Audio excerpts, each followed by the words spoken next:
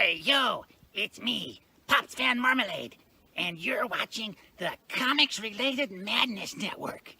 Uh-huh. So come get some. CromCon. CromCon. Hey, we want to shout out to our sponsors, Daytona Beach Comic Con. If you are a fan of comic books, if you're a fan of comic book conventions, and if you like meeting comic book creators and getting comics and comic-related stuff, then you need to make your plans to attend Daytona Beach Comic Con.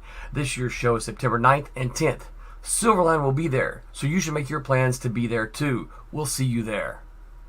If you like comics and find yourself in the Orlando, Florida area, doesn't everyone come to Orlando at some point in time to see the House of Mouse? But when you're here, you need to make it a point to visit Coliseum of Comics, especially the one on East Colonial Drive. They carry Silverline Comics, even a limited edition Coliseum of Comics version of our comics. So, when you go, be sure to ask for Silverline Comics and tell them we sent you. OCD stands for Orlando Collector Deviants. OCD, Steve and Trish, they're a family of geeks who promote geek things, particularly those around the Orlando, Florida area. They're big supporters of Silverline, and we think you should be supporters of theirs too. Go give them some love. If you are an independent comic book maker and you need to get your independent comics made, you need to look no further than Kablam Digital Printing. They print our books, and they do a bang-up job. They're not only trusted by Silverline, but many, many independent comic book makers. Head on over to kablam.com and see for yourself just how easy it is to have your comic printed by them. And tell them Silverline sent you. Hi, this is Tim TK, host of That Silverline Show on Tuesday. Join us at 11 p.m. Eastern, 8 p.m. Pacific every Tuesday night as we discuss pop culture and the joys of making comics. Hi, I'm Barb Kilber, co-host of Silverline's Wednesday Wham. Join us each Wednesday night as we discuss comics, literature, movies, and anything else that may catch our attention. I'm Roland Mann, and I host Silverline's Silver Sunday. Join me every Sunday at 8 p.m. Eastern as we make mine Silverline.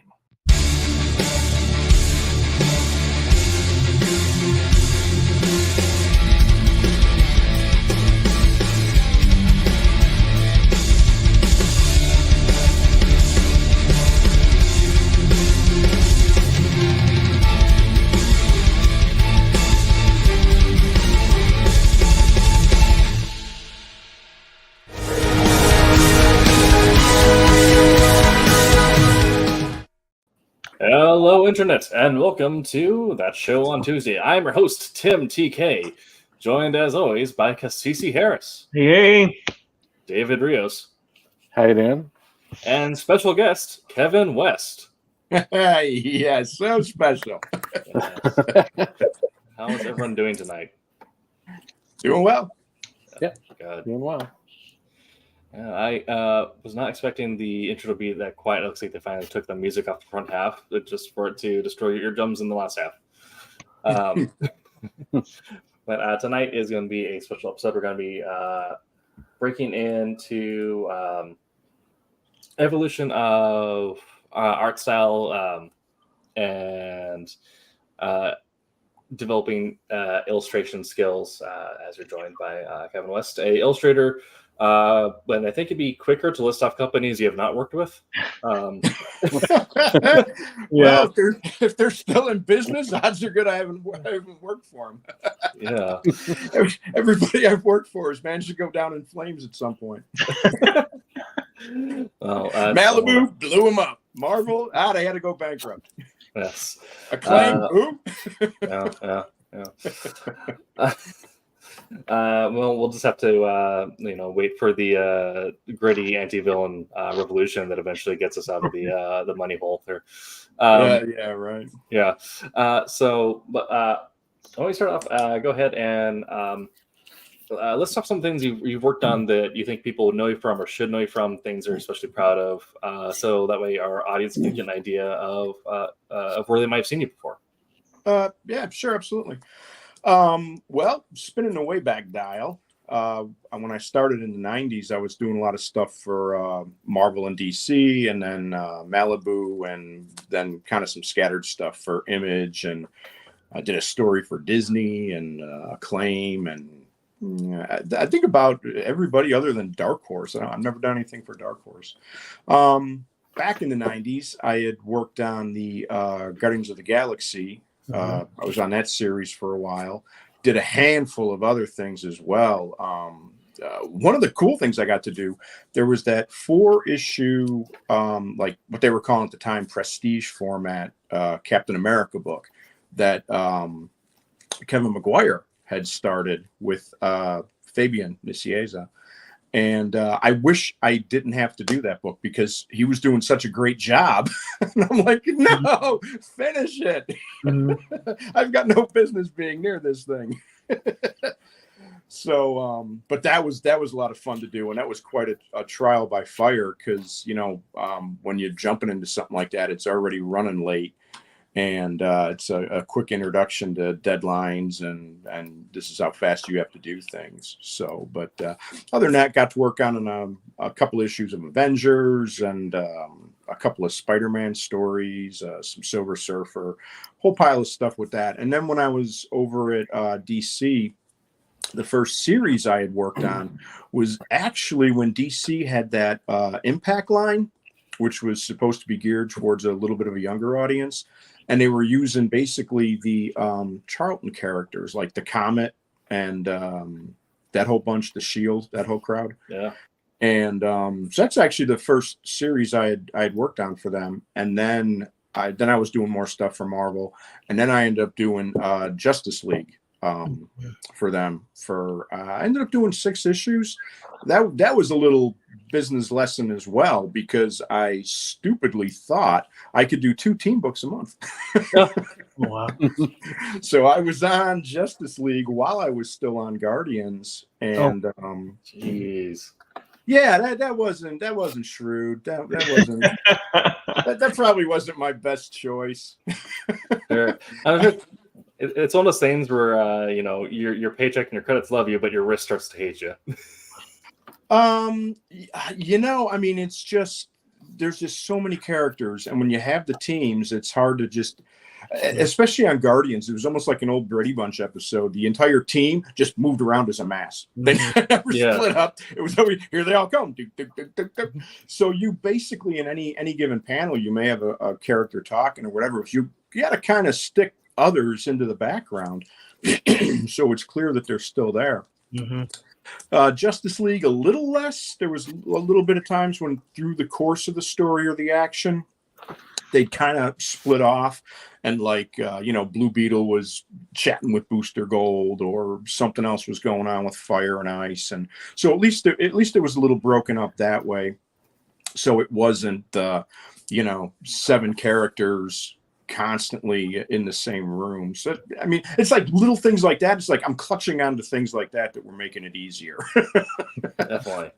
But ultimately, yeah. And now here's where the stupid business thing came in. Like the choice wasn't bad enough, right? I was at the time, you know, DC was doing contracts, whereas Marvel, you were just hired, and when I got tired of you, they kick you to the door. So I was signed on to do 12 issues of Justice League. And like I say, I got up to 5 of them, and I was just exhausted. I was just straight up exhausted. And so then I was kind of like, all right, which way am I going to go with this? And I just had, I mean, ever since growing up, I just had a bigger love and an attachment to the Marvel books. So I'm kind of like, oh, I can't see walking away from a Marvel series.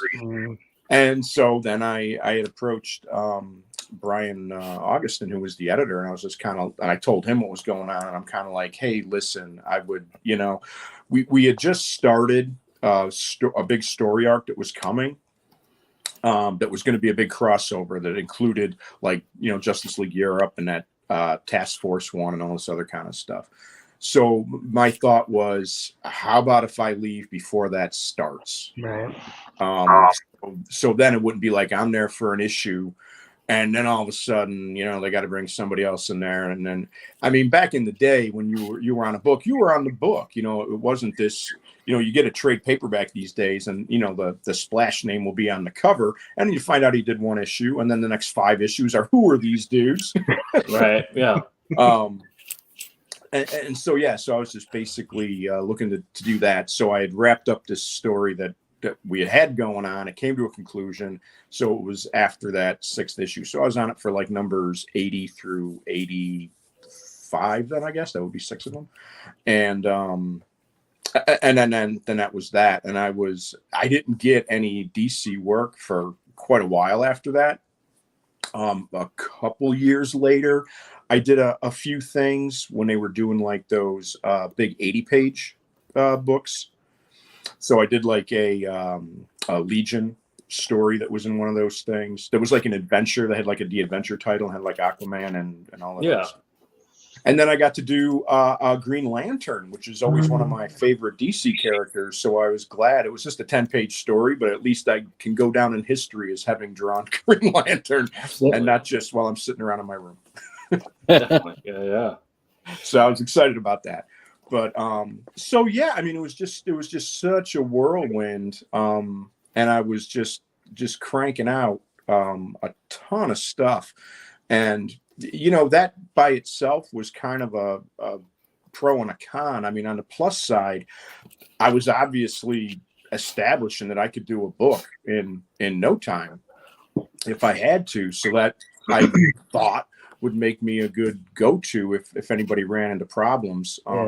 It didn't happen as often as I would have hoped. That didn't pay off, right? Like I'd hoped it would have. I hope I would have got more out of it that I didn't.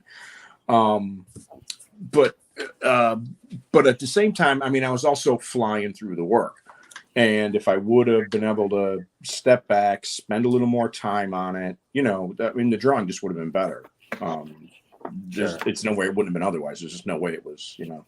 So, I mean, that was the downside to how I was doing things back then. And then, obviously, then the bottom fell out of the market. You know, and then I was doing other things. But after I had left Marvel, that's when I went to work for Malibu. Yeah. And I had a great fun there. I mean, that was great. For no other reason than the page rate was better. But no, I mean, I got to work on Prime, and I was just doing layouts on that. Speaking book. of which, yeah, familiar? there you go. Yeah, I used to work for Malibu at the time, and I computer colored this. I'm getting it on the screen here. Oh, awesome! The first page Awesome. from that one. The infamous Spidey Prime crossover. Yep. You know, that was crazy too. I did 2 complete issues that well, one of them's inked, an issue of Prime and an issue of Siren. And then we found out that there was the Marvel merger, and so those books got scrapped. Never saw the light of day. So that was unfortunate. But there was 2 in the can that they just drifted off into time. But yeah, no, man, and that was one of the good things too, that, you know, with Malibu's, with their color and everything else, it was really, you know, an innovative kind of thing at the time. It gave it really an additional amount of, you know, depth and weight to the figures and everything else. It was just, it was really kind of groundbreaking. Yeah, it was a fun time. Fun company, fun time. Yeah, it was. And, you know, unfortunately, again, I got there and it blew up. Sorry. Whoops. I hadn't noticed the pattern at that point, but, you know, it kind of quickly became, you know, glaringly obvious. But yeah, no, I had great fun on that kind of stuff. I had fun when I was working on Acclaim as well. I was working on this book, Troublemakers, and it was one of the things that wasn't one of their acquisitions. They had like Turok and, you know, some of that other stuff. And Troublemakers was actually its own created property. And that was a fun series. We didn't go a lot of issues on that because I think I started with number 13 and the thing was pretty much dead by 17. And, you know, in both the cases, when I was at Malibu, the last series I had worked on was the Foxfire. Ended up being a mini series, but was supposed to continue. And working with Ian Edgington at the time. He was writing on the thing, and he had a more expansive plan as to where this story arc was going. And then we find out, okay, well, no, we're getting canceled after this issue, and then he kind of compressed everything. So it's kind of like, okay, like 3 issues worth of stuff is now jammed into one. so that it if you want to chaotic. Zoom in a bit Sure. here, Yeah. some of Kevin's fantastic work. Yeah, I didn't actually do that cover though. That was from the first issue, right? That was from the first. Oh yeah, that's Steve. Yeah, Okay. yeah. Well, I have the other ones here. I did the ones after that. Yeah, you know what? I was really happy with that cover for number 2. I was really happy with the way that one came out. And that was a Mike McCone. And I that was this one. Yep, I love this one as well. Yeah, by that time too, I mean, again, the same kind of story. It's as soon as you know something's in the can, you start looking for where your next job is going to be. It's just how it is, right? And so we're just kind of, I probably drew through that one a little faster than I should have, but what can you do? But the same thing had literally happened at Acclaim. Big story, crossovers, all this other kind of stuff, and now we got to wrap up this entire monstrous thing in one issue of Troublemakers. So it was basically this giant meandering, well, this would have happened, and then this guy went here, and I'm drawing like panels and stuff of different issues. I'm drawing like the entire freaking Acclaim line in this book, because I'm drawing Exo Manowar, I'm drawing these elemental guys, I'm all over the freaking board. I'm like, well, okay, a lot of good pinups in here. Can't say this makes a lot of sense, but alrighty. No. And then it was after that, it coincided with my son was born in 97, and through those couple of years ahead of time, obviously the amount of my annual income had gone down just because the royalties had gone down. I mean, all of a sudden you weren't doing a book, and then next thing you know, 4 months later, here comes a check for $5,000 to $10,000 in royalties and whatnot, and it didn't matter what the book was, for crying out loud. So once that was gone, and you're just down to your page rate, so then obviously you're seeing a decrease, and then also less titles I was working on as well. So it all coordinated where it was kind of like, all right, any money I'm making is now just going into daycare. No point to that. So then I was just doing the Mr. Mom thing until my daughter, who was born like a year and a half later, once she was finally in first grade, and that would have been like around 03, I started doing a couple things, but 05 is really when I came back, and I was doing a lot of stuff for Wildstorm there for a while until they went down. Very cool. That's the pattern. So latest stuff I've been doing, I really enjoyed. It ended up being put out by Heavy Metal, and it was a 2 volumes of an Iron Maiden Legacy of the Beast series. Each one was 5 issues. Really enjoyed that. Really had fun with that. It was like all monsters. You can't go wrong. And we had started a 3rd volume. I got about 14 pages drawn, I think, for the first issue. And then COVID had hit. I didn't get that cease and desist letter right away, but then eventually they got a hold of me and said, all right, well, let's put the pause on this. We're going to have to wait. Well, by the time we unpaused, I'm totally just guessing on this, but my suspicion is that then, all the wind was out of the sails as far as the band was concerned, and they kind of moved on to other things. Because, I mean, initially they, unless it was all just promo,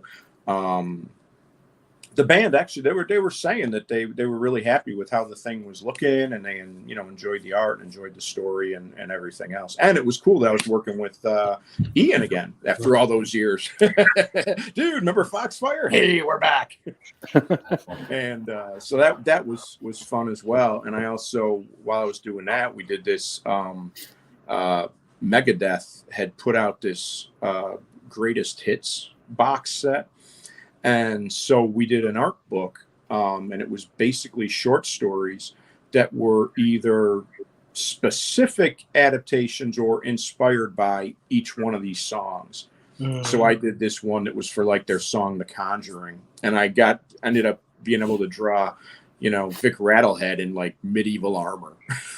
So that was fun. That was kind of crazy. And then there you go. I started working on this Hammerfall thing, and I'm what am I? I'm on the 3rd issue. I'm about, how many pages in am I? 10, something like that. And then we ran into a little bit of trouble with Opus, and so that thing is kind of frozen in place right now. So there you go. There you go. That's me in a nutshell. Definitely. Well, you've definitely been an operator and moved around in the industry, and I think we got some good points to jump in here. Normally do shows like these, talking to artists, you kind of do like the standard, break down their influences, where they learned what, and how that helped them develop their style. But you already mentioned some interesting lessons you learned in business, kind of, having to operate the space as an illustrator, which is a whole other skill in itself that a lot of kids don't really take time to learn. Yes, absolutely.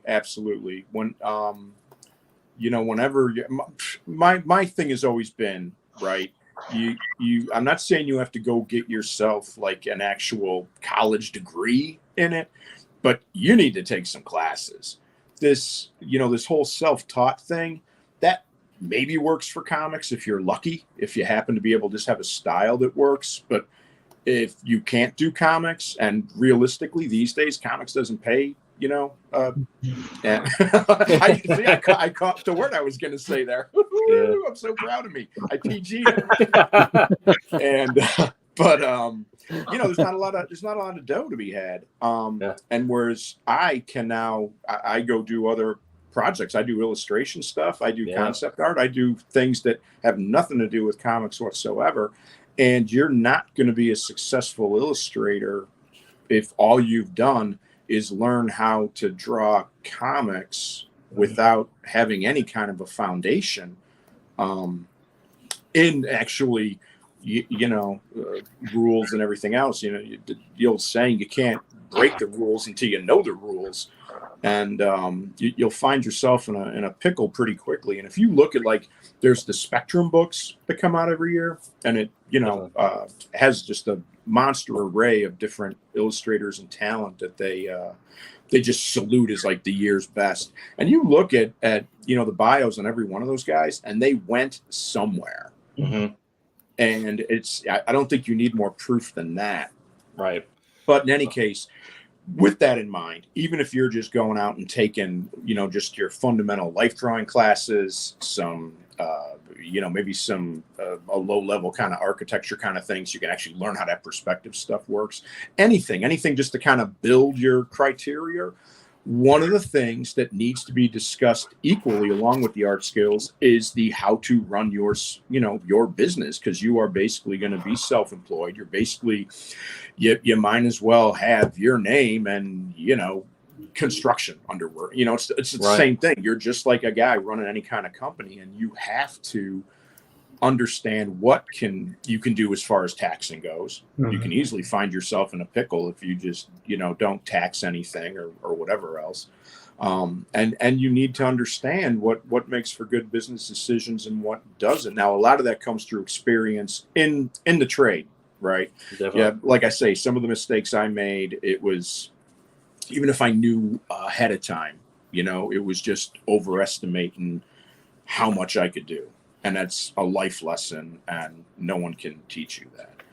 But a lot of these other things, and especially today, since it's a whole different marketplace when it comes to self-promotion and everything else, really just kind of a massive ABCs to, a foundation of the best way to approach these kind of things, I think is an absolute necessity. Otherwise, you're just drawing and you're enjoying it, and maybe you get some money for it, and the rest of the time you keep your day job because you're never able to maximize what you do.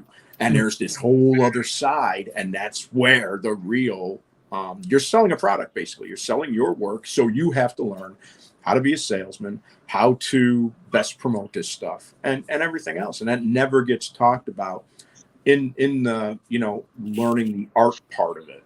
Right, definitely. Speaking of promotion,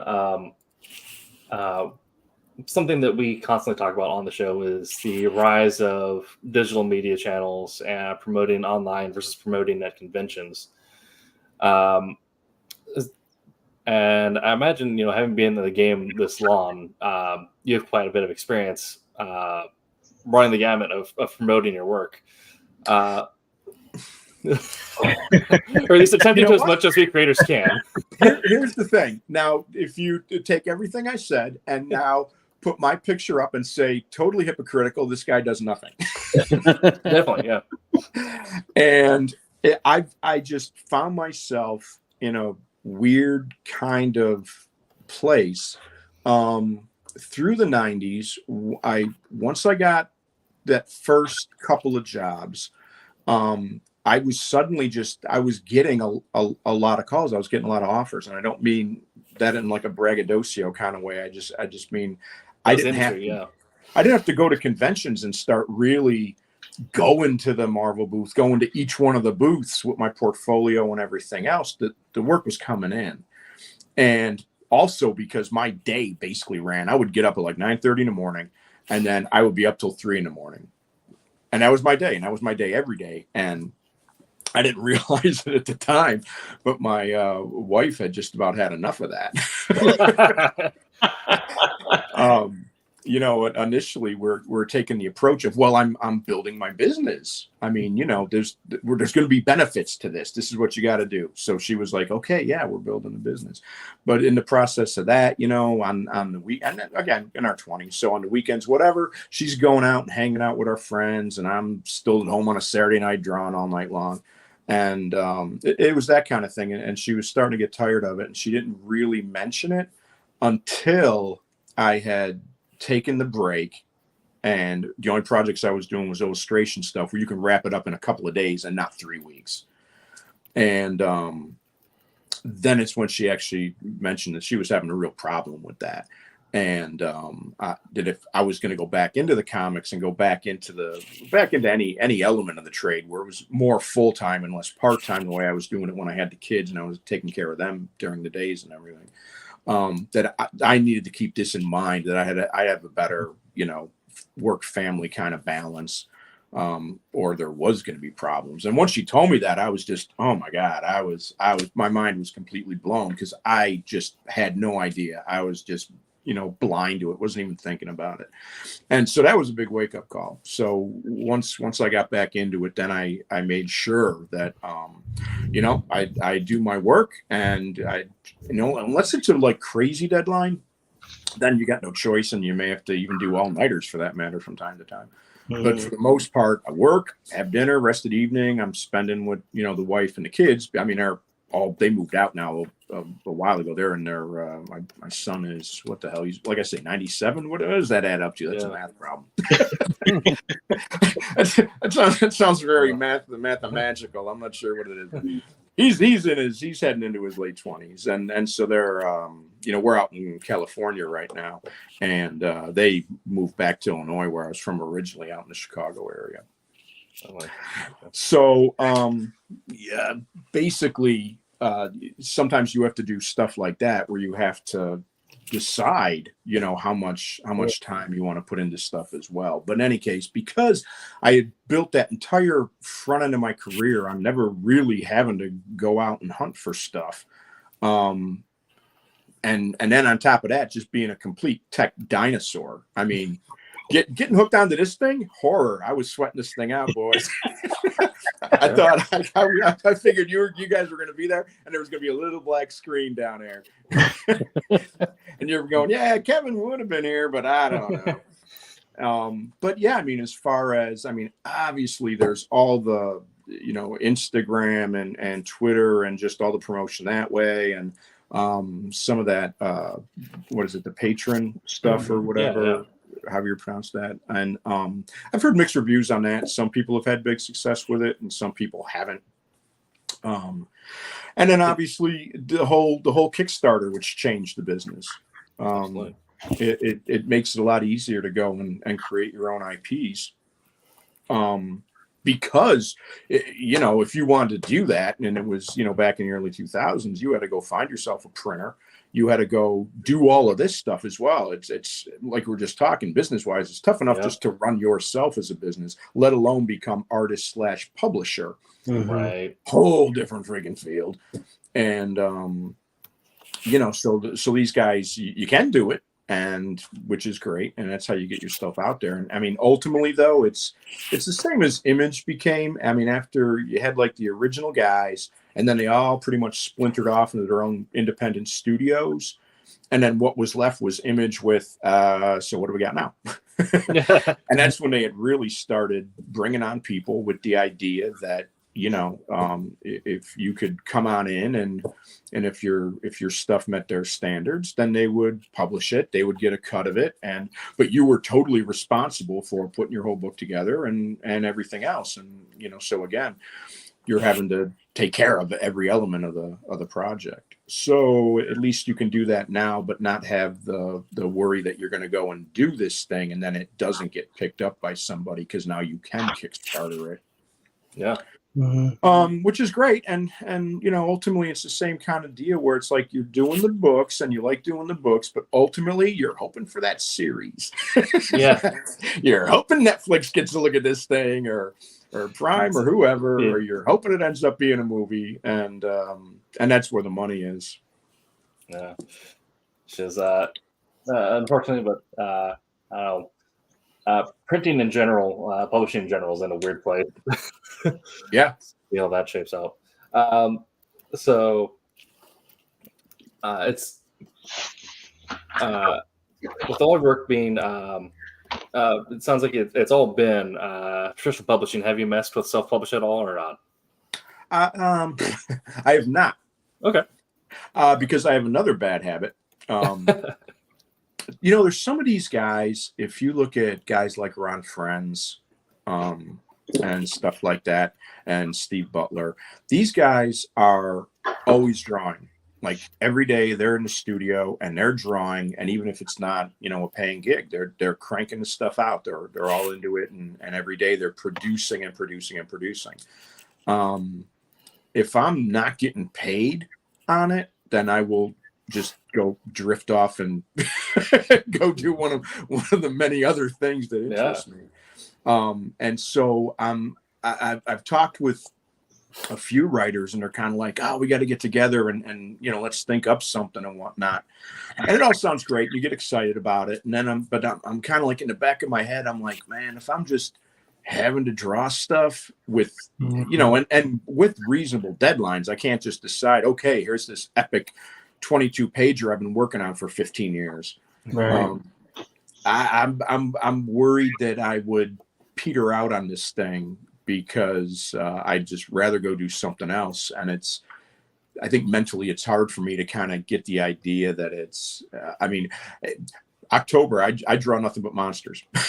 Yeah, if I got free time, I'm doing monster drawings, and then I'm posting them all month long. And I love the monsters, love the stuff. And I'm just doing it, for the hell of it. And then, my wife is just kind of like, okay, once you're all done, then we can, get this stuff up on eBay, or, my art rep, Bob Shaw, have him get it up on his webpage, and just start selling the stuff.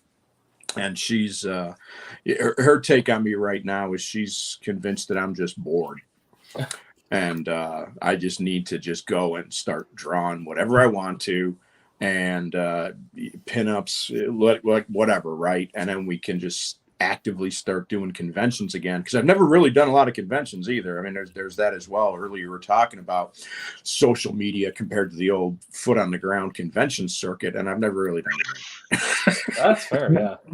I would always go to Chicago, because that's, I lived there, and I would, just feel like a complete ass if I missed that one. It's kind of like, you're not even trying. Yeah, absolutely. So I would do that, but I've really only been to C2E2 a couple times, and what was it? A few years ago was the first time I actually got to San Diego. Nice. How's that? Loved it. And especially I was there both times I was invited. Otherwise I wouldn't have gone. Realistically, it's been how many years? I just wouldn't have. And so I was there, and everything was paid for, and I was at a dealer booth basically. And so the best part for me though is, obviously we get to go in there before they open up for the public. I would get there early, and I am just wandering up and down the floors, taking pictures of everything. I'm looking at every display, and it's, oh my God, it's just insane. Everything is big. Yeah. You're looking all of a sudden like really a life-size bumblebee, and the thing's freaking, 15 feet tall, for crying out loud. Just nuts. Oh my God, had such a good time. I was there once for, there's this one guy, Jeff Kaufman, who does big city comics, and I did a graphic novel for him, so he had me out there. And then the 2 years after that, I was out there with Heavy Metal, and because we were promoting the Iron Maiden book. And also another project I was absolutely thrilled with that was kind of comic related, but not. I got to work on the Creep Show TV series. Nice. Yeah. Oh, huge fun on that. Got to meet, Greg Nicotero and whatnot. We were driving to Illinois one time from here for the holidays, and Brian Witten, who's also he's well known as well. That guy's produced just a mountain of great stuff, and he gives me a call, and he's kind of like, "Hey, can we organize a group chat with Greg this afternoon?" Kind of like, well, we're driving right now. I'm in the middle of Utah or whatever, but yeah, I got my phone. Feel free. And, so probably maybe 3-4 hours later, I get a call. So now it's in the afternoon, and I'm talking with Greg Nicotero about this thing, and it's for the holiday special. And my wife is driving, just kind of going, "Oh my God, I can't believe we're talking to the Walking Dead guy." I said, "Yeah, nothing but a thing." Nothing but a thing. Yeah. Nice. So, but that was, oh my gosh, that was big fun too. I really enjoyed that. And that, like I say, I ended up drawing comic pages that were then used as like the transition things. You'd see it at the very beginning, and crazy how that worked out as well. This was also a fluky thing. On the first season, I got involved late, but one of the things is they had a page drawn, but he wasn't Greg Nicotero. He wasn't thrilled with it because it didn't really have like a comic book kind of feel. It was a little more of these guys kind of tracing, the stills. Oh, yeah. And so he wanted me to do on that particular page a fresh shot of the creep for the panel that would be on top with the word balloon with the title of the story and whatnot. So I did that, and that was cool. And it turned out to be the Stephen King episode, which was the first episode of the season. Mm-hmm. So my creep art is the first actual page you see in the series. That's amazing. Nice. I was like, this is so freaking cool. Yeah. Oh my gosh, I was tickled pink. So, but that was one of those things too. When they first asked me, I met him when I was at San Diego at the metal booth, the big horseshoe shaped thing, right? The way the tables were laid out. So I'm at one side, he's completely down on the other end, and they had put out that one single issue comic, before the show had started. They went hand in hand with the show and Heavy Metal all the time. And so Greg's on the other side, and the guy Jeff Kralitz, who was the president at the time, he's kind of like, "Hey, have you ever drawn the creep?" And I'm like, "No." "Well, why don't you? You could show it to Greg." Now here's where I got lucky. Talking about going to the convention earlier, getting to see everything. Right. Shudder had a booth, and in a big acrylic case, they had a life-size creep. And I'm like, "Look at this thing." So me and my wife are taking pictures of this guy, right? And so I'm like, "Yeah, I can draw the creep." Whip up the phone, flip. There it is. Whoop, big close up. So I'm looking at this thing and I'm drawing this guy. And they're like, "Oh, have you shown Greg yet?" I'm like, no, because where I'm sitting and where he is, there's also all the people that are working the table. So I literally cannot see him from where I'm at with all these other people between us. So one of the guys kind of like, "Well, I'm going to go show him." "Yeah, great, go show him." So he grabs it and he runs down the other end of the table. And all I hear is just, Nicotero, "I love it. How much?" Huh? Greg Yeah. Nicotero wants my stuff. Take it. And then I'm kind of like, I don't know. So I think it was Kralitz. He's kind of like, well, how about 300? I'm like literally like the kid on Christmas Story in front of Santa. Yeah. I want a football. And so fine. So then when he was done signing, he comes strolling over. And I'm rushing to try and finish this drawing because it wasn't done yet. And he's kind of like, take your time. I recognize a guy trying to finish up a piece pretty quickly. And so he takes another look at it, and he's like, okay, we're doing some business. And I'm kind of like, hey, great. What do you mean? Like washing your car? Yeah. And I'm like, oh my God, tell me this didn't just happen. I'm actually going to get to do work on this show. And that weekend was just so bizarre because while it was fantastic meeting Greg Nicotero, I also managed to totally diss Derek Riggs. Oh, no. I've never seen Derek Riggs. I haven't seen pictures of him, had no idea what he looks like, right? So I'm sitting there. And then the guy who was running the thing, the writer/editor, was sitting next to me. And then Riggs comes up with his girlfriend, and he's just kind of like, the books are looking great. He's like, I love these covers. I should just take credit for it. And I'm kind of like, I'm not thinking the guys who did it would think much of this. I'm like, who is this clown? And So that was about it. And obviously I got a glare when I'm giving this guy the, you kidding me? And so then he, scampers off. And I'm kind of like, who was that guy anyway? Because everybody seemed to know him.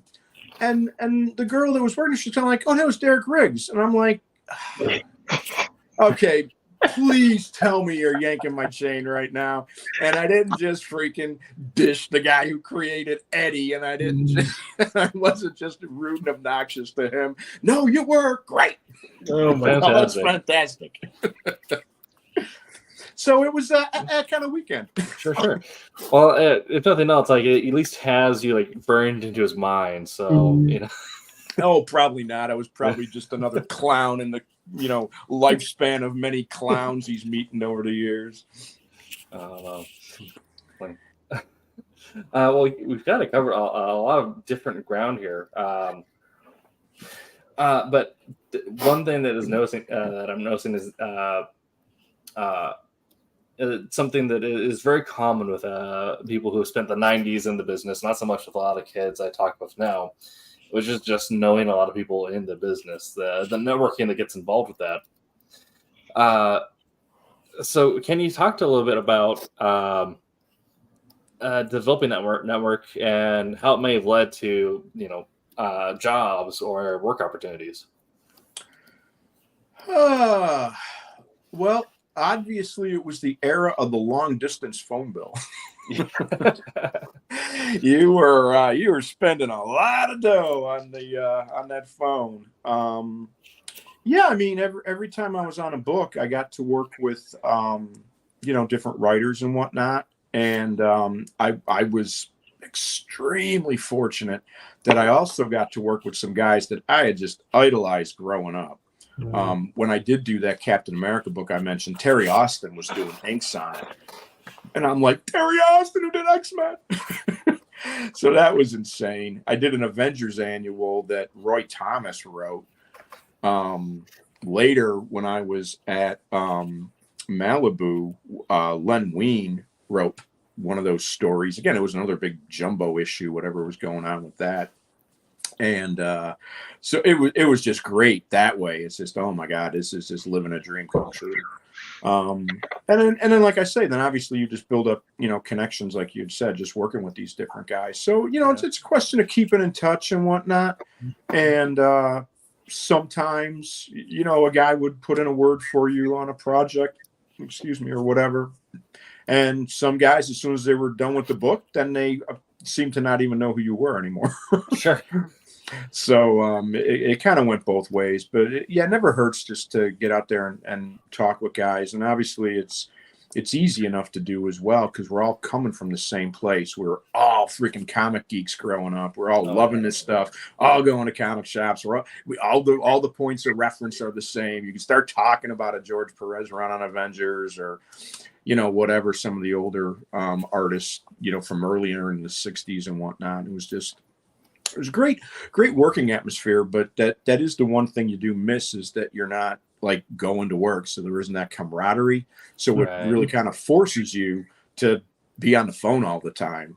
Cause I think that's one thing as well. That's huge when you're self-employed doing art. Not only do you have to have the discipline to do it, your family needs to be on board. You know, when you're at home, you can't have your mom calling all the time. Hey, I'm having trouble with this. Hey, it's 1 o'clock in the afternoon and I'm at work. I'll get back to you after dinner. You know, if it's not an emergency, what are we talking about here? I don't really think I need to come over and cut your grass right now. So yeah, it's tricky that way as well, but that's how you kind of create your at the office experience was literally just by talking it up on the phone. And then later, obviously, just as things evolved a little bit and, you know, then it starts to become more emails. And so then it's same kind of deal. But I mean, ultimately, yeah, the more people you talk with, then the more people you're friends with. Same old, it's who you know. And, you know, eventually you might get a lead or two on stuff. Actually, you know what? Joe Rubenstein had just sent me a message the other day. He had, there was a guy that's putting a project together, and it's not necessarily looking for new art, but he's kind of like licensing pieces you've already done kind of deal. He wants to put together a book or whatever. And so stuff like that. I mean, it's stuff like that. And, you know, I've tried to, same thing with me, whenever a project comes up or whatever, if I have the option to ask for inkers or colorists, whatever, then I certainly do. I don't always all the time. A lot of times, you know, the editor's already coming in with a plan of who he's bringing in on this stuff. But whenever I get a chance, I mention a few guys that I would love to work with or that I've known for a bunch of years. So yeah. I mean, it's really no different than anything else. Definitely. Okay. Well, thank you for that. We are getting close on timer. About I don't know how much time you allotted for tonight, but we've been going at it for a little under 50 minutes already. Well, you know what? I could just be sitting here for the rest of the evening. I got nothing going on. Okay, very good. I'm all good. All right. So you had after giving us the breakdown of your career, you kind of mentioned how you had gone through developmental and you're in the meat of it. You took a moment to step away and jump back into it. Yeah. Now, COVID kind of was a weird, anomalous zone for everyone in every industry that just kind of blew things up. Yeah. But going forward, working again, what are your thoughts on? I guess I'll preface this by saying, like, personally, I'm a fan of. No matter how much I write, I'm never done learning how to write. So as an artist and an illustrator, what are your thoughts on your own personal growth going forward, coming back into everything with after the stepping away and after COVID hit? You know what? That's a really good question. I actually have talked about this a few times with people like on Facebook and stuff like this. Basically, the way I've approached everything, right? If you're a fine artist, then you're more inclined to just do your thing and put it out there, and that's that. People, you know, will buy your paintings or they won't. It's a little different when you're doing commercial work. And my take on it anyway, I mean, obviously you want to do what you want to do and everything else, but you have to be privy to what's going on in the industry. So I think in the 90s, I was drawing stuff the way I wanted to, but the rendering techniques I was using was just very house style that everybody was doing, the Jim Lee kind of industrial line work where you just kind of do a fade off the blacks and everything like that.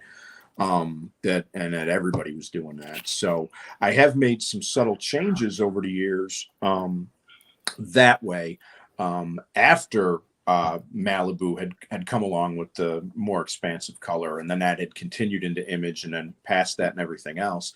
Then having all the line work started to become a waste of time, because a lot of the colorists would just bury it and you wouldn't even see it. So at that stage, then I was starting to draw stuff that was just using more of solid black sections and less feathering kind of thing.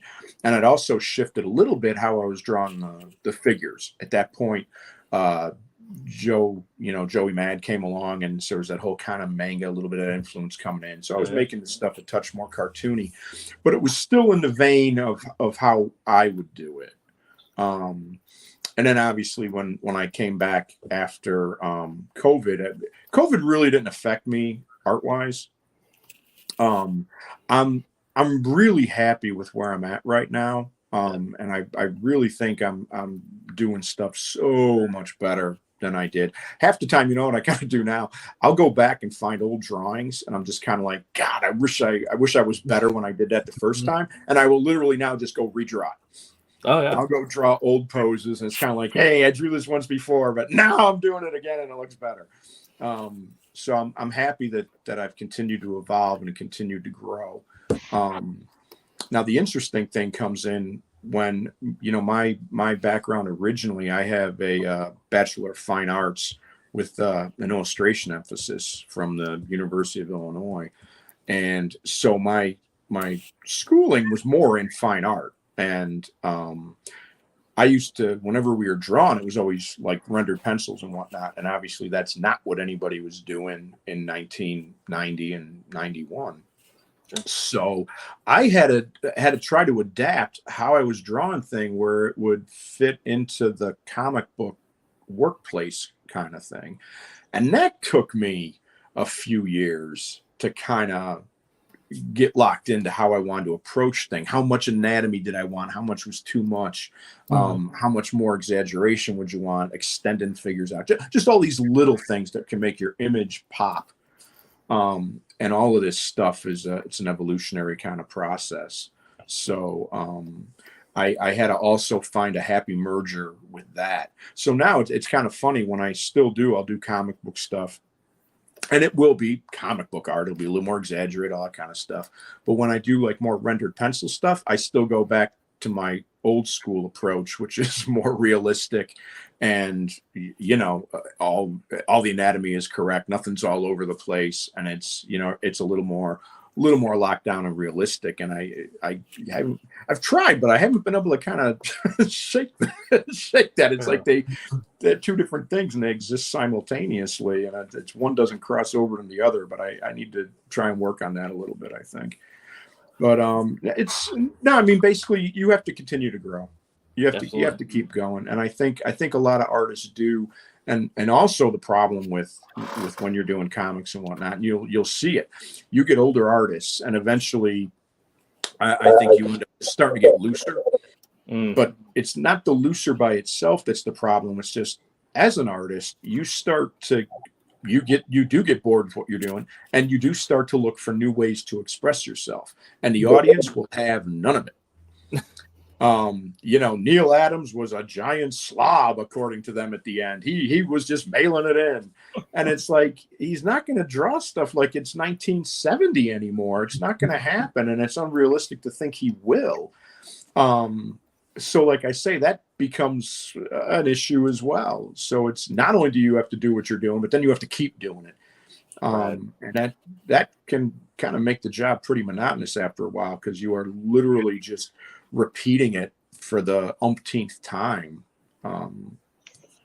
So it's the whole thing. It's spinning plates, Yeah. It's you really got to try and weave your way through it and find some place where you can be happy and challenged as an artist and still do stuff that can keep in mind the work that you've done, that you've built up your reputation on. And the more popular you are, I think the harder it makes it to go and start shifting. Definitely. Okay. Well, we do have a question from Roland here, asked in the live chat, which you too, listener, can ask us questions live during the show. If you're listening on iTunes, Spotify, or any podcast services, 8 p.m. Pacific time on Tuesdays. Head on over to YouTube or twitch.tv. Look up Silverline Comics. Ask us questions while we're live. We'll respond to them at the end of the show. Roland wants to know, why does Kevin West love Silverline?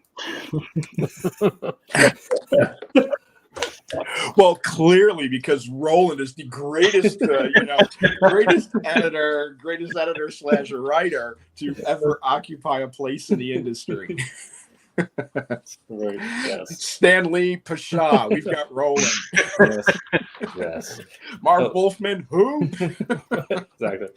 I do have my Stan the Man tattoo from a soapbox, but Roland has given me some of the best notes that I've ever gotten from an editor.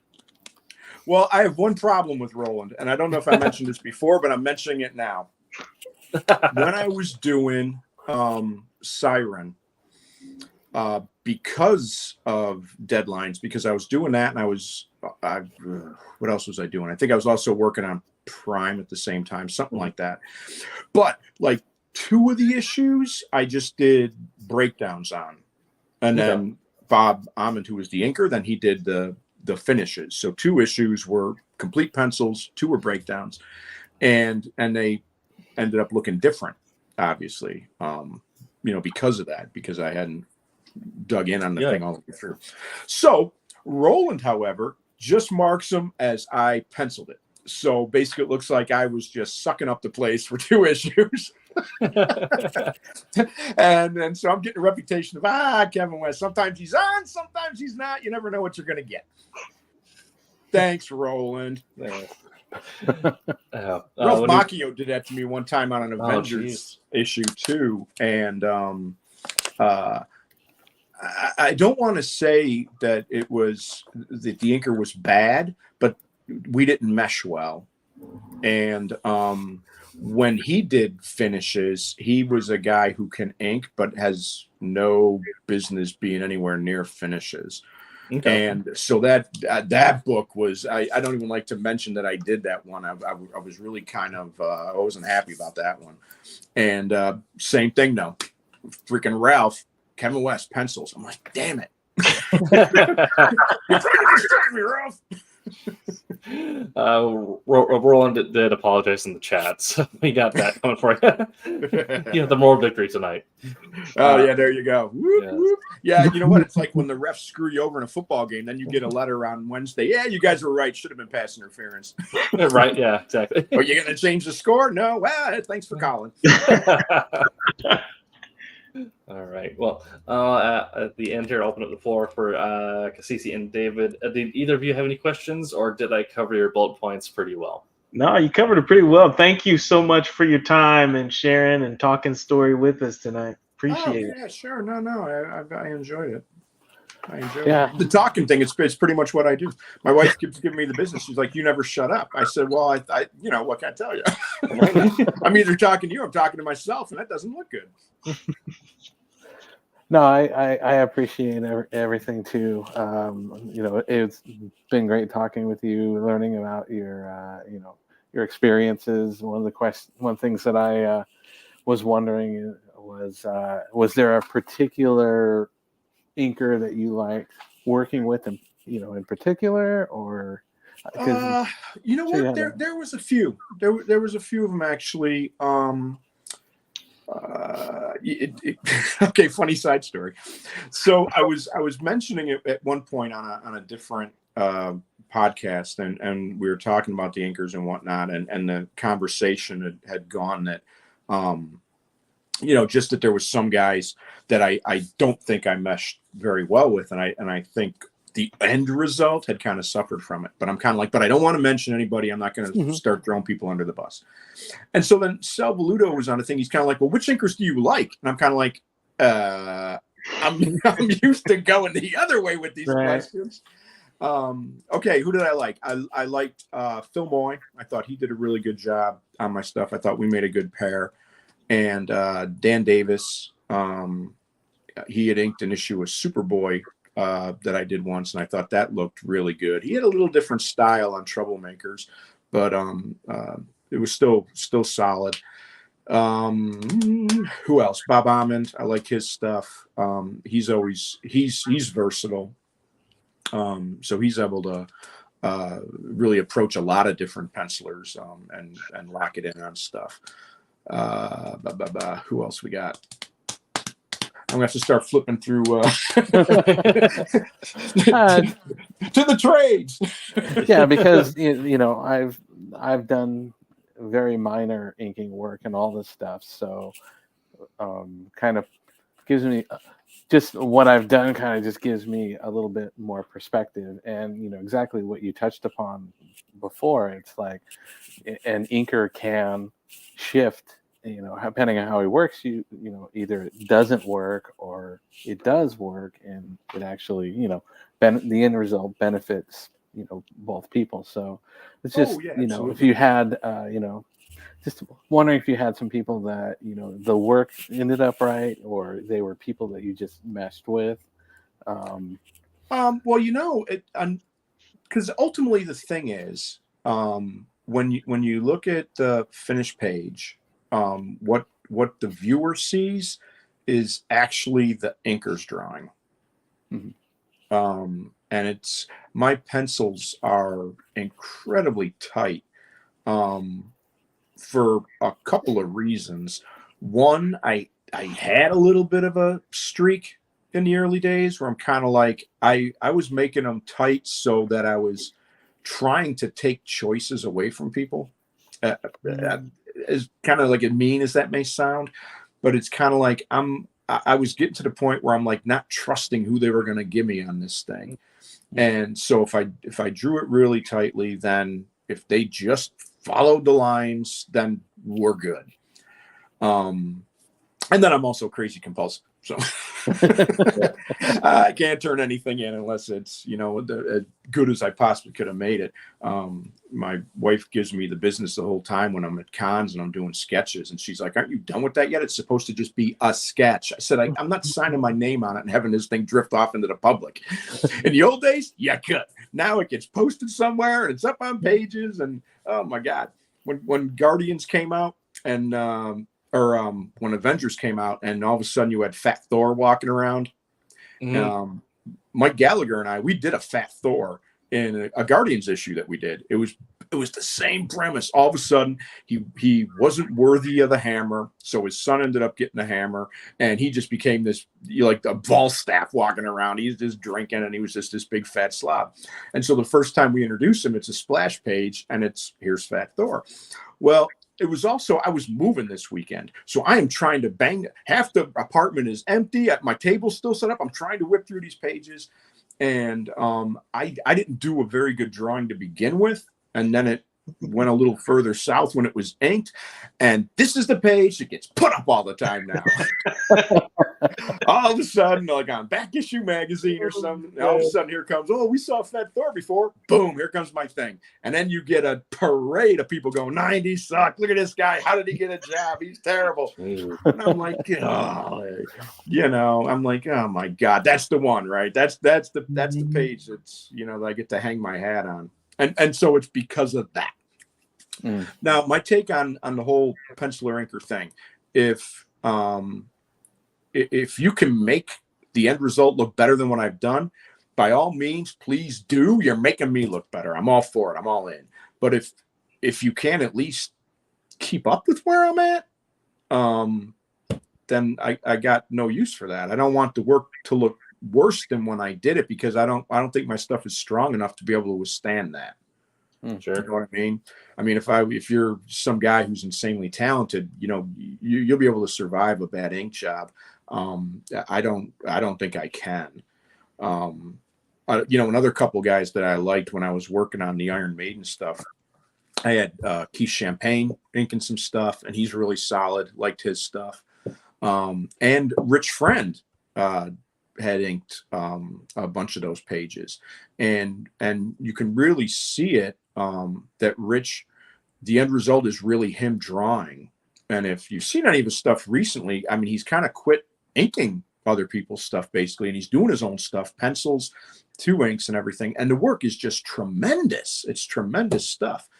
And so when you're looking at the final thing, it's kind of like, all right, well, it's not exactly the way I draw it, but it looks just as good. And if some situations a little better, so I'm like, perfect. I'm all for it, because I'm not, a giant egomaniac. When I say I don't want it to look worse than what I did, I don't mean that like because my stuff is so insanely fantastic. It's just like, this is the best I can put out. Just don't take me in the other direction. And so he was a perfect example. When you actually see his pages, there's a lot of drawing on top of there. He's basically taken what I've done and then applying the same theme and the same approach, but he's just doing it his way. So you are ending up with like two different looks. You know what I found interesting? Let me ask you guys this, because I haven't come across this at all. These days, since the era of the scan, I have most of the pencil pages that I've done. They're still here, right? They never leave the house. And then someone inks them. So you essentially have 2 pages of original art. Yeah. Which sells better, the original pencils or the inks? Yeah. A big stumper question, right? Yeah. There's actually stuff going on up here. I feel like it, I mean, it depends on, like, I guess how deep someone is into comics collecting in the first place, as well as their personal taste. Like, Roland says pencils. I'm also a fan of pencils. But also, like, one of my favorite illustrators is Rocky Kim, this guy out of South Korea who does very sketchy lines. So it's really hard to ink him because it's all sketchy lines. Well, right. Yeah. And so that's kind of, I like the look of raw pencils, but I guess for some people, if they prefer really clean art and it's like very clean lines, they might go for the inks. Yeah. Plus, it's also who did it, who's the penciler and who's the inker on that could potentially sway that in one direction or another. Yeah, very true. Very true. I mean, I would certainly imagine so. I would think, like, let's say it was like John Romita Jr. or something like that. I'm sure someone would rather have his pencil page rather than his pencils that then somebody, took ink to. Yeah. Mm-hmm. Just because it is so definitive and it is so, very, very well established as his work, his style. Mm-hmm. So it's, I just always found that, I just always thought that was kind of an interesting question as to kind of which way that ended up rolling. Because it does. I mean, you basically do have 2 pieces of original art drifting around out there. Yeah. So, I mean, it works great if you're doing like a self-published through Kickstarter, because then you can add both on as bonuses. Yeah, definitely. Yeah. Oh, sure. Yeah. Okay. Cassisi, do you have any strong thoughts on that? No, I don't. No? Pleading the fifth. Okay. Yep, pleading the fifth. Well, a lot of people are also digital inking now, Yes. Yeah. Procreate and all that stuff. So that leaves a lot of the pencils, but then you also have people that do pencil on there as well. Right. Very true. Yeah, it's definitely the way with the younger crowd, just because they've grown up with it, right? Yeah. They don't, I mean, everything is going to eventually go that way because the older guys are going to die off. I mean, it's really that simple. Some things are just going to become extinct. Same with, print on paper. It's not going to be around forever. It's going to disappear. And it's, I'm thinking 50 years. Yeah. And on that note, that's going to be a sad day for Roland. All the old guys who are kind of like, I got to have my hands on it. I got to smell the newsprint. Well, you go find yourself some old newsprint to smell, because you're not going to be getting anything new. That's for sure. I mean, papers went that way and magazines are going that way, and it's all that stuff. I mean, you know what? Right now I'm kind of split between what I buy on like Kindle or when I actually buy a physical copy of the book. And part of that is because of space. I'm about the same way. I'm about 50-50 on my collection. Yeah, I mean, my house isn't big enough to have a library in it, and so it's kind of like, okay, I got these bookshelves filling up. I got some books in boxes now, and I rotate them, and it's all this other kind of stuff. So yeah, I've been starting to to pick up more and more stuff on Kindle, and especially I am absolutely loving like old, like 50s pulp noir and whatnot, and they are just cranking this stuff out like nobody's business. You can get, you know, one of these things for, you know, $2.99 or $3.99, and it's like, oh my God, this stuff is just gold. So So you've also got your, you know, you may have your copies of, you know, for example, you know, your physical copies of your Byrne X-Men run. Yep. But it's also nice to have a digital omnibus or a masterworks of it. Yeah, So absolutely. you can just Absolutely. go through it rather than going and getting the physical copy. Now, if you're in the mood to do that, that's great. But Right, you know, you right. have some Well, options as well. and cost. Yeah. And cost. I mean, I am waiting for that Micronauts omnibus to come out. Oh yeah. And we'll see. I'm going to be on the fence whether I actually get the book or whether I pick it up. I have like the Captain Britain omnibus. I have that on Kindle. Oh yeah, yeah. What else have I got? I got a bunch of stuff. You know, the other thing too, I have some manga stuff as well, and I think you're actually better off with it's kind of a goofy thing. It's not necessarily the Kindle Fire, but I have a laptop, so you can turn it sideways and the image is bigger. But on the Fire as well, you can like tap the panel, so you can actually get the panel bigger than when it's the small manga book. Yes. So I like that element as well. You can really zoom in on this stuff a little bit and get a better look at it. So I think there's some definite benefit to the digital end of it, certainly. Yeah. The most recent thing I read, last few things I read digitally were, I went back and read Guardians, X-Men, Black Vortex, and X of Swords. And the amount of like detail that went to the background of those panels, like being able to actually blow it up on a screen and like take it all in, it doesn't like to like appreciate all the stuff that the penciler put into like that thing in the background over there in the corner. Oh yeah, sure, Definitely. Sure. So eventually, what we need is just a Kindle that has like an air freshener. It smells like new pages or something. Yeah, there you No, go. like old Scratch and pages, sniff. right? It smells like old newspaper. Perfect. Yeah. Well, this has been that Silverline Show on Tuesday. If you want to support us, head on over to silverlinecomics.com where you can buy our merch, buy our comics. Speaking of Steve Butler, he did a cover for my book, Wolf Hunter, so you can pick that up there. Well, actually, no, that's Kickstarter, but you can get the book without that cover.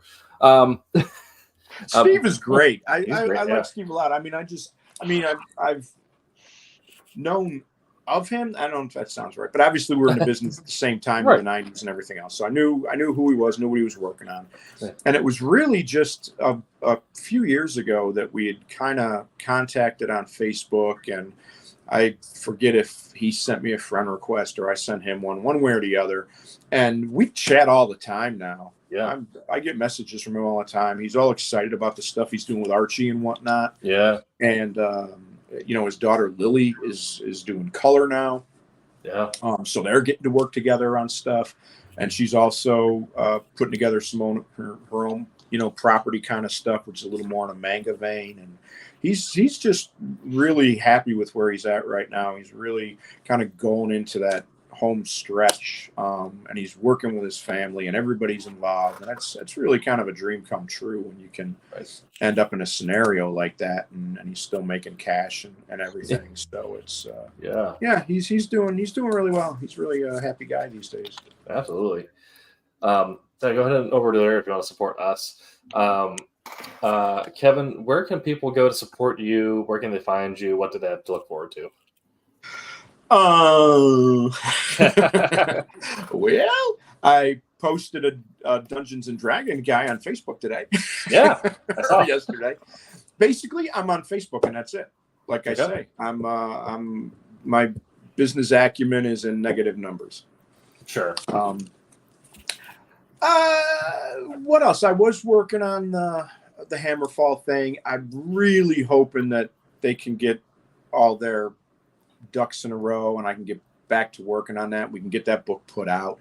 Put a lot of time and energy into it, and it's the first total job. I mean, I've inked smaller stories, but it's the first time I've actually inked an entire mini series. So I'm really, really excited about how it was looking. I've really been pouring myself into this thing. So I'm really hoping it sees the light of day. I really am. And other than that, I mean, there was a couple other projects that were kind of out there and then have kind of stalled. So it's been kind of a weird year towards the end. There was it looked like a couple things were going to happen, and then they kind of haven't. So right now, check me out on Facebook, and I try and post new stuff as often as possible, and recycle some older material, and basically that's about it. Like I say, I'm really not on anything else, and it's because I'm just business belligerent. So Sure. my whole business discussion earlier was, don't do as I do, just do what I say, because I do nothing. Yeah, that seems to be the notice that a lot of creators and artists have, is a lot of like, absolutely go promote your own stuff. I don't do it, but you should. You know what? Yeah. Basically, but I'm like a cautionary tale. Sure. Yeah, I'm not a look at me make millions of dollars while you don't. No, I'm more of a don't do like me. I'm eggs in a frying pan. This is your brain on drugs. Sure. Okay. This has been. In any case, Facebook. That's where you can find me. Okay. I do have a website, but I have to get it updated, and I've needed to do that for quite a long time now. So Okay. Absolutely. All right. Well, like I said, this has been the Silverline Show on Tuesday. We'll be back next week with a topic that I've yet to land on. Will it be Final Fantasy trivia? I don't know. Maybe. But check out Wednesday Wham and Silver Sunday, 8 p.m. Eastern on those respective days. We're going to go ahead and end our show there for tonight. Kevin, stick around. We're going to go to essentially like our green room afterwards. But thank you all for chatting live. And if you're listening on podcast services after this recording goes out, make sure to leave us a review, share it with your friends. It does help a lot. So we will see you next week. And until that time, Make mine Silverline. make mine. there you go. We're all in sync here, Yes. Well, you know what? I should have a cocktail then. Thank you. Silverline. There When I you go go. out drinking, make mine Silverline. There it is. All right. I'll see you all next week. Hi, my name is Paul Kupperberg. Make mine Silverline.